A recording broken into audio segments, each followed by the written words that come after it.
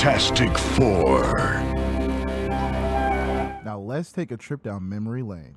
Back in 2015, there was an attempt to reboot the Fantastic Four, but unfortunately, it didn't quite resonate with fans and critics alike. How about the big brain and his neurons? How about the big brain and her neurons? How about two guys, a girl, and the thing that nobody wanted?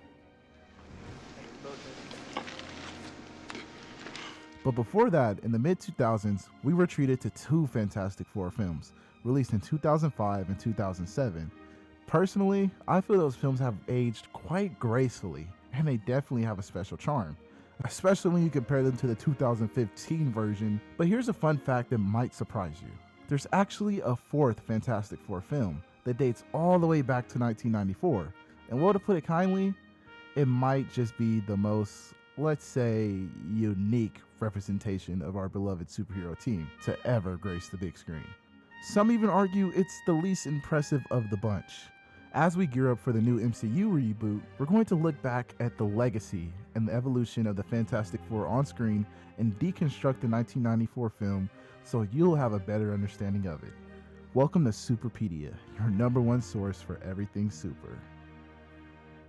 The Fantastic Four, often hailed as Marvel's first family, has been a cornerstone of comic book lore since its inception.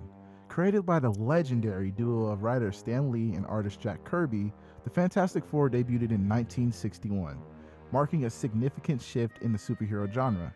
Unlike the godlike figures that dominated the scene, the Fantastic Four were a dysfunctional family with relatable problems, making them instantly endearing to readers. The Fantastic Four consists of four members: Reed Richards, Mr. Fantastic, Sue Storm, the Invisible Woman, Johnny Storm, Human Torch, and Ben Grimm, the Thing. Each member gains unique superpowers after being exposed to cosmic rays during a space mission. Their stories revolved around their adventures, both as superheroes and as a family, dealing with personal issues, external threats, and the consequences of their newfound abilities. Stan Lee and Jack Kirby's creation was groundbreaking. It introduced a new kind of superhero narrative, one that delved deeper into the characters' personal lives, their relationships, and challenges they faced outside of the superhero duties. This fresh approach resonated with readers, making the Fantastic Four one of Marvel's most beloved teams. You know what it is? It's the ones that are the most interesting and the ones that the viewers and the readers of comics can most relate to. It doesn't matter if the character is ugly. The Fantastic Four's journey to silver screen began in the 1990s with the low-budget film directed by Ole Sassoon, a filmmaker who had previously worked on various projects but was relatively unknown in the mainstream. The production was overseen by Roger Corman, a legendary figure in the world of B-movies. Corman is renowned for producing films on shoestring budgets, often with rapid turnaround times. This approach was evident in The Fantastic Four, which was made on a modest budget of $1 million, which in comparison is $10 to what's spent on superhero films in this decade. The casting choices for the film were relatively unknown actors, which was typical for a Corman production. The team consisted of Reed Richards, played by Alex Hyde White, Susan Storm, portrayed by Rebecca Stabb, Johnny Storm, brought to life by Jay Underwood, Ben Grimm, played by Michael Bailey Smith, with Carl C.R. Folio donning the Thing suit. The plot of the film goes as such. Reed Richards and Victor Von Doom are college friends who decided to use the passing of a comet for an experiment. Unfortunately, the experiment goes awry, leading everyone to believe that Victor is dead. Meanwhile, Susan and Johnny Storm are siblings, living with their mother in a boarding house, where Reed resides. Ben Grimm is a close family friend and also a college mate of Reed. A decade later, Reed, Susan, Johnny, and Ben embark on a mission in Reed's experimental spacecraft, coinciding with the return of the same comet. Unknown to them, a vital diamond component meant to shield them from the comet's cosmic rays is swathed with the fake by a criminal known as the Jeweler. This leaves them vulnerable to the radiation.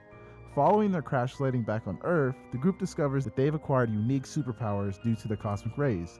Reed's body becomes elastic, Susan gains the ability to become invisible, Johnny can produce fire at will, and Ben transforms into a stone-like creature. Soon after, they are captured by individuals pretending to be Marines and are brought to Victor, who has now become the evil Dr. Doom. After escaping, the group convenes at the Baxter Building, contemplating their next steps with their newfound powers. Feeling like an outcast due to his transformation, Ben leaves the group and eventually joins the jeweler and his gang. The jeweler, with intentions to marry a blind artist named Alicia Masters, kidnaps her and plans to present the stolen diamonds as a wedding gift. Dr. Doom, having his own designs for the diamond, tries to negotiate with the jeweler but fails. This leads to a confrontation between Doom's and the jeweler's men. In the midst of this, Doom takes Alicia hostage, leading to a series of events that sees Ben reverting to his human form and then back to his stone form. Upon reuniting with his friends, Reed discovers that Doom is actually Victor. Doom then threatens to use the diamond to power a laser cannon to obliterate New York City unless they surrender. Recognizing the threat, the group dons costumes and heads to Doom's castle. After a series of battles, Reed confronts Doom, who manages to fire his laser. However, Johnny, now the Human Torch, diverts the laser away from the city and into space. Ben rescues Alicia, and the two form a bond. The film concludes with the Fantastic Four dedicating themselves to combating evil and Reed and Susan getting married. In 1994, the superhero film landscape was vastly different from what it is today. Big budget films like Tim Burton's Batman had set a precedent, but the genre was not as saturated. The Fantastic Four stood out primarily for its low-budget nature and the mystery surrounding its release. The film was completed, but never officially released in theaters or on home video. This led to a plethora of rumors and speculations, with many believing it was made solely to retain the rights to the characters. Bootleg copies began to circulate in the mid-90s, allowing fans and curious viewers to witness the film. The reactions were mixed. Some appreciate the earnest attempt to bring the characters to life on a limited budget, while others criticize its production values, special effects, and deviations from the source material. Before I go, I'm curious to what MCU fans think. Given that this film was never officially released, do you think it has achieved a sort of cult status among fans? Why or why not? In the grand tapestry of film history, the Fantastic Four occupies a unique niche.